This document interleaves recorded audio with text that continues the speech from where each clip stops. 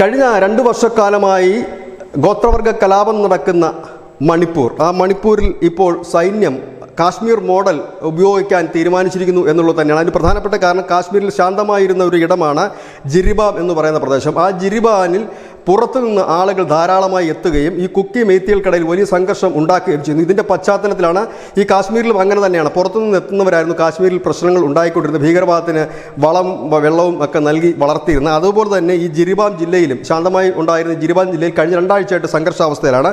ഇതിൻ്റെ പ്രധാനപ്പെട്ട കാരണം ഈ പുറത്തുനിന്ന് എത്തിയവർ തന്നെയാണ്. കൂടുതൽ പേർ എത്തിയിട്ടുണ്ട് എന്നാണ് സൈന്യം കരുതുന്നത്. അതുകൊണ്ട് തന്നെ കാശ്മീർ മോഡൽ, കാശ്മീരിൽ എങ്ങനെയാണോ ഈ ഭീകരരെ ഇല്ലാതാക്കുന്നത്, ഇല്ലെങ്കിൽ ആ പ്രക്രിയ എങ്ങനെയാണോ ആ സമാനമായ രീതിയിൽ തന്നെയാണ് ഇനി മണിപ്പൂരിലും ആ രീതിയിൽ തന്നെ മുൻപോട്ട് പോകുന്നത്. ഏതായാലും കാശ്മീർ മോഡലിലേക്ക് സൈന്യം നീങ്ങി എന്ന് തന്നെയാണ് ദേശീയ മാധ്യമങ്ങൾ റിപ്പോർട്ട് ചെയ്യുന്നത്. News desk, news India Malayalam.